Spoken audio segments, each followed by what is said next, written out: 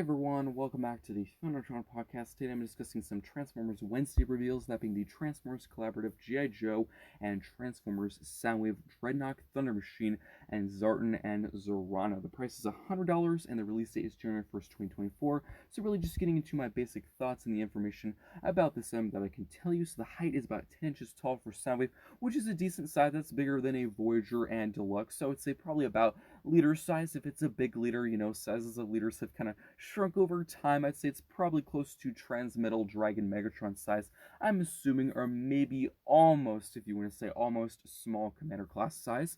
He transforms in 33 steps. I actually did post some early images of this product yesterday when it actually leaked on my community section on my YouTube channel, and there's quite a few questions in the comments. A lot of people were wondering, what does Ravage transform into? Can he fit into his chest? I can actually answer those questions right now. So unfortunately, there is no images of Ravage's alt mode. He does transform into a cassette though, and it can fit into his chest. I learned that from the description of this item on Hazard Pulse. If you were to read it, of course, just go to Hazard Pulse. The whole description, there's actually quite a bit of information, and I read it all. So that's actually cool how they kept that feature.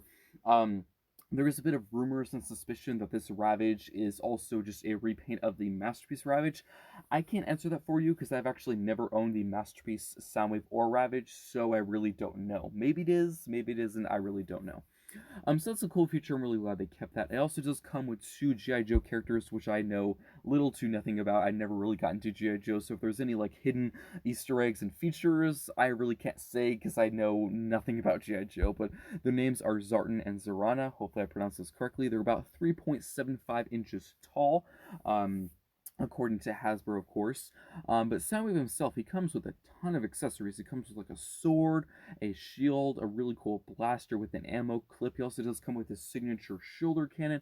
Just an all-around really cool looking figure. He actually seems to be one of the more clean figures. A lot of people had a lot of problems with the last two collaboratives with Transformers and G.I. Joe, Bumblebee, and Megatron because they just had so much kibble on their back, on their legs, pretty much everywhere. So it does appear to me, unfortunately, there is only 4 images on Hasbro Pulse right now. Maybe they'll add some more, or maybe we'll get some leaked images here and there. Maybe the designer of this product will post some on their socials. Sometimes after they post something on Hasbro Pulse, the designers will actually post them on their Instagram. That'd be nice if they did that. But of the images we have, I'm just saying what I see. It doesn't seem to be as kibbly as the other ones. There is still a bit of a backpack, but it's actually for a reason, which I'm okay with. So you can actually take both of the G.I. Joe action figures and actually put them on Soundwave's back, and they can kind of arm or pilot Soundwave's weapons, sort of like, a tank, or sort of like aim them and use them, which I think is a pretty fun feature. I think that's a good use of kibble, because Megatron, he just had this huge backpack and you couldn't do anything with it. There was no, actual playable feature like this. This is a good use of kibble and a good use of space, so I'm okay with that. As for the actual alt mode, I think it's called the Dreadnok Thunder Machine, which it just looks so crazy and nutty. Unfortunately, there is only one image of it, but it still looks pretty cool. It is a product image, so do keep in mind when you see this, the colors will most likely change to a different shade. It'll look a bit different, but I do like the entire cage section at the front with the really cool machine gun at the front as well. And there's some really cool kind of armor panel pieces with some floodlights and the antenna.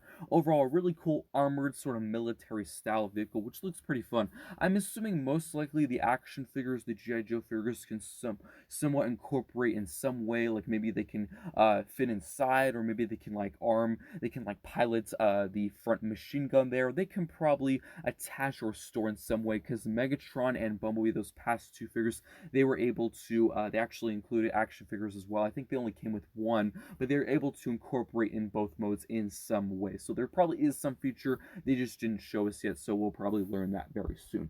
We also do have the packaging. What do I have to say? With these collaborative packaging, they're actually really cool. I especially like these because on one side, we actually have the classic, Soundwave design with the Transformers, the old Transformers logo. In the middle, we do have the Hasbro logo, a bit more plain with kind of a white and black. And on the other side, we have the G.I. Joe sort of artwork design logo. And a really cool artwork shot of Soundwave in his alt mode. So really cool packaging. They do not show the back, really just the front, but it looks really, really nice in my opinion. That's pretty much it all I can tell you. Unfortunately, again, there's only 4 images. It would be nice if there was more.